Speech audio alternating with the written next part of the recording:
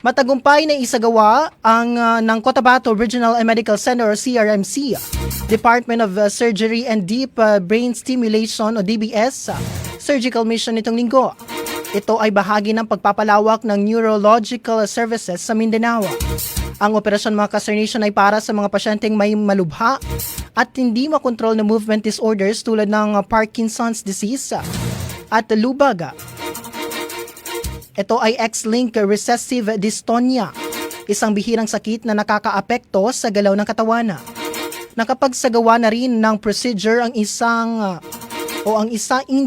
indigent patient na kasalukuyang nagpapagaling sa CRMC. Ang deep brain stimulation na isang pamamaraan kung saan nagtatanim ng electrodes sa piling bahagi ng utak upang i-regulate ang abnormal neural signals na naglalayong mabawasan ang sintomas ng pasyente. Isinagawa ang surgical mission sa kolaborasyon ng CRMC at ilang tertiary medical institution sa bansa, kabilang ang Vicente Soto Medical Memorial Center, Makati Medical Center, Philippine General Hospital at Southern Philippines Medical Center. Binubuo ang DBS team ng mga neurosurgical at neurological specialists.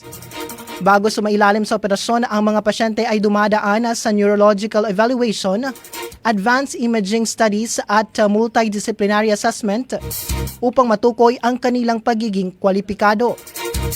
Ayon kay CRMC Chief of Hospital Dr. Ishmael Dimaren, bahagi ng layunin ng proyekto na mapalawak ang access ng mga pasyenteng indigent at underserved sa Mindanao sa ganitong uri ng medical procedure.